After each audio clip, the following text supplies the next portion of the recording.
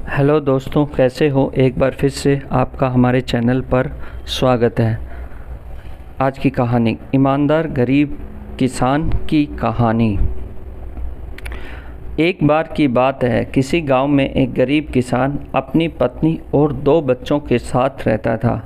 वह काफ़ी गरीब था। उसके पास थोड़ी सी ज़मीन थी जिसमें बहुत ही कम मात्रा में फसल हो पाती थी, जिस कारण से उस गरीब किसान का गुजारा किसी तरह से चल पाता था।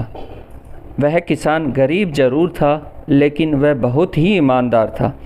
कभी भी उसने गलत तरीके से पैसा कमाने के बारे में नहीं सोचा था। किसान के बच्चे छोटे थे, जिस कारण से किसान को उनके पालन पोषण की हमेशा चिंता रहती थी, जिस कारण से गरीब किसान और उसकी पत्नी हमेशा चिंतित रहते थे।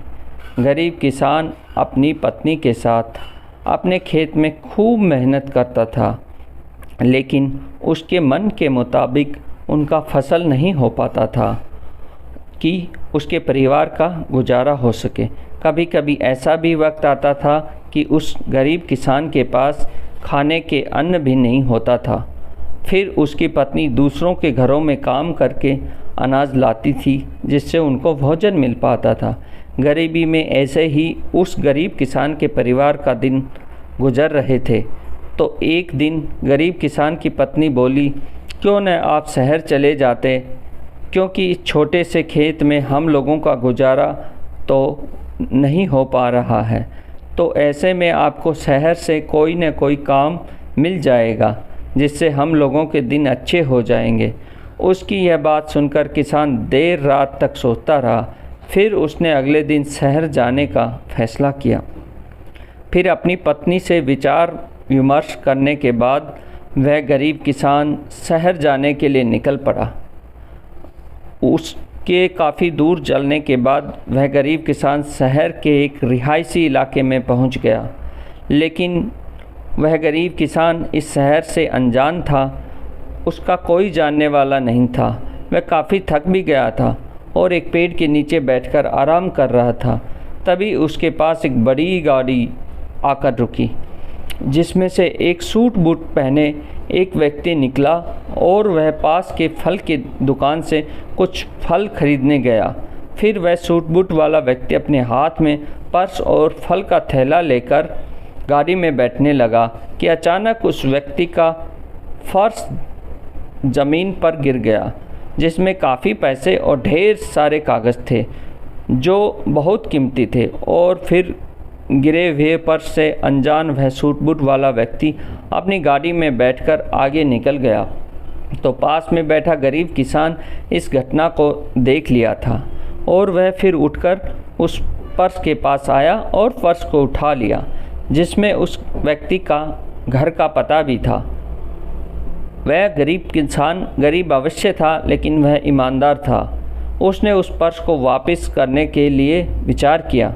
फिर वह लोगों की मदद से दिए गए पते पर पहुंच गया, जहां उस व्यक्ति का बहुत बड़ा घर था और गेट के अंदर बहुत बड़ा बगीचा भी था। वह गरीब किसान वहां पर रहने वाले गार्ड को बुलाया और उस व्यक्ति का फ़ोटो दिखाकर उनसे मिलने के लिए बोला। तो गार्ड ने उसको उस सूट बूट वाले व्यक्ति से मिलाने के लिए बंगले के अंदर ले गया। फिर थोड़ी देर बाद वह सूट बूट वाला व्यक्ति गरीब किसान के सामने आ गया और आने का कारण पूछा। तो उस गरीब किसान ने अपने जेब से पर्स लौटाते हुए गिरे हुए पर्स की सारी कहानी उस व्यक्ति को बता दी, जिससे वह व्यक्ति गरीब किसान की ईमानदारी से काफ़ी प्रसन्न हुआ और फिर उस पर्स से कुछ पैसे निकालते हुए गरीब किसान को देने लगा। तो वह गरीब किसान हाथ जोड़कर बोला, साहब, हम भले ही गरीब हैं, लेकिन अपनी ईमानदारी का मोल नहीं लेते हैं।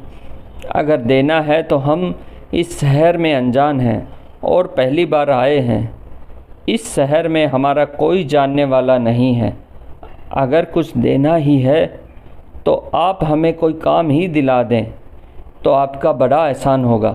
गरीब किसान की यह बात सुनकर वह व्यक्ति बहुत ही प्रभावित हुआ और बोला, अगर आप काम करना चाहते हैं तो आप एक किसान हैं, तो आपको पेड़ पौधों की अच्छी जानकारी होगी।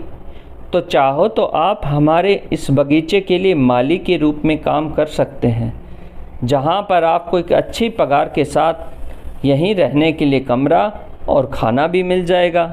अगर आप चाहो तो यह काम कर सकते हैं। गरीब किसान उस व्यक्ति की बात सुनकर वहाँ काम करने के लिए राज़ी हो गया। इस तरह ईमानदारी के चलते उस गरीब किसान को अनजान शहर में भी अच्छा काम मिल गया और फिर धीरे धीरे उस गरीब किसान के परिवार के दिन भी सुधरने लगे। कहानी से शिक्षा। इस गरीब किसान की कहानी से हमें यह शिक्षा मिलती है कि भले ही हम चाहे कितने भी गरीब क्यों न हो, लेकिन हमें कभी भी ईमानदारी नहीं छोड़नी चाहिए, क्योंकि अगर कुछ चंद पैसों का लालच करके गरीब किसान उस पर्स को अपने पास रख लेता तो उसे उस समय तो कुछ पैसे अवश्य मिल जाते, फिर उसे अपनी लालच के चलते दर बदर की ठोकरें खाने को मिलती। तो हमें भी अपने जीवन में कभी भी लालच नहीं करना चाहिए। जो हमारे पास ईमानदारी का गुण है, अगर उसके साथ जीवन जीते हैं तो हमारे साथ अच्छा ही होगा। इसी सोच के साथ अपने जीवन में आगे बढ़ते रहना चाहिए, तभी एक सुखपूर्वक शांति का जीवन जी सकते हैं। कहानी सुनने के लिए धन्यवाद। हमें सपोर्ट करें। धन्यवाद।